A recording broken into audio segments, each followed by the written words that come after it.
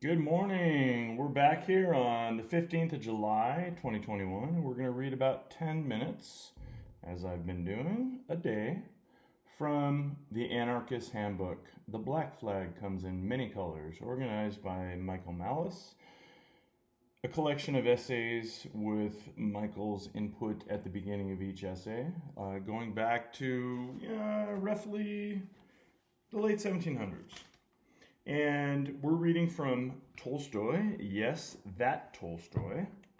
And today we are in episode 49 from chapter 13, Leo Tolstoy, from The Slavery of Our Times, 1900. And we'll just get ready to read at the bottom of page 186. And most people agree to this, not because they have weighed the advantages and disadvantages of these conditions.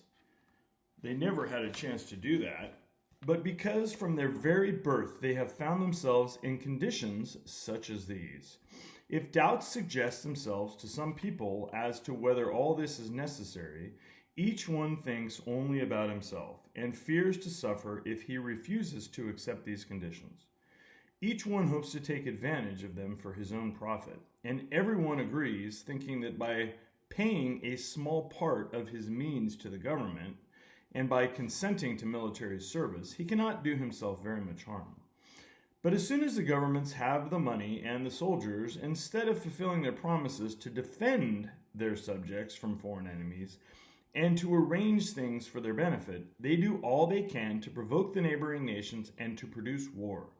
And they not only do not promote the internal well-being of their people, but they ruin and corrupt them. In the Arabian Nights, there is a story of a traveler who, being cast upon an uninhabited island, found a little old man with withered legs sitting on the ground by the side of a stream. The old man asked the traveler to take him on his shoulders and to carry him over the stream. The traveler consented, but no sooner was the old man settled on the traveler's shoulders then the former twined his legs round the latter's neck and would not get off again. Having control of the traveler, the old man drove him about as he liked, plucked fruit from the trees, and ate it himself, not giving any to his bearer, and abused him in every way. This is just what happens with the people who give soldiers and money to the governments. With the money, the governments buy guns and hire, or train by education, subservient, brutalized military commanders. And these commanders, by means of an artful system of stupefaction, perfected in the course of ages and called discipline, make those who have been taken as soldiers into a disciplined army. Discipline consists in this, that people who are subjected to this training and remain under it for some time are completely deprived of all that is valuable in human life and of man's chief attribute, rational freedom, and become submissive machine-like instruments of murder in the hands of their organized hierarchical stratocracy. That's a great word, stratocracy. And it is in this disciplined army that the essence of the fraud dwells, which gives to modern governments dominion over the peoples. When the governments have in their power this instrument of violence and murder, that possesses no will of its own, the whole people are in their hands, and they do not let them go again, and not only prey upon them, but also abuse them, instilling into the people, by means of a pseudo-religious and patriotic education, loyalty to, and even adoration of, themselves, i.e., of the very men who torment the whole people by keeping them in slavery.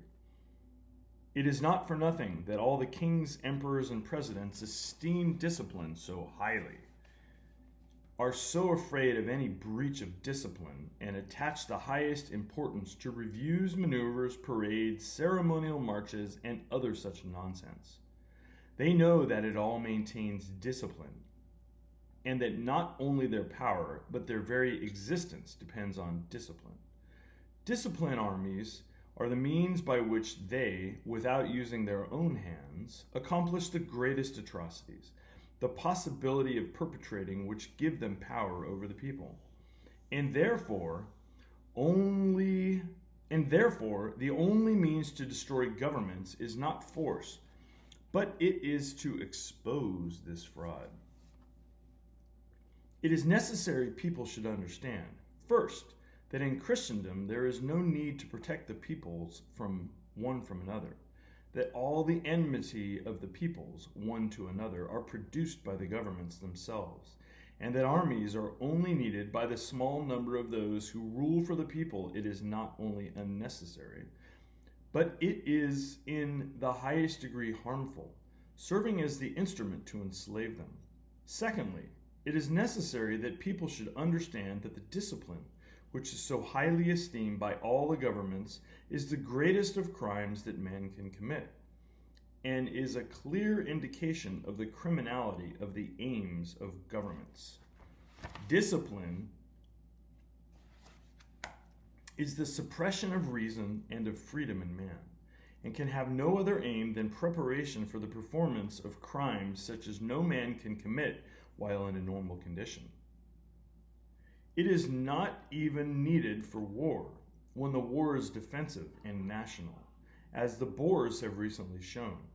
It is wanted and wanted only for the purpose indicated by William II, for the committal of the greatest crimes, fratricide and parricide. The terrible old man who sat on the traveler's shoulders behaved as the governments do. He mocked him and insulted him, knowing that as long as he sat on the traveler's neck, the latter was in his power.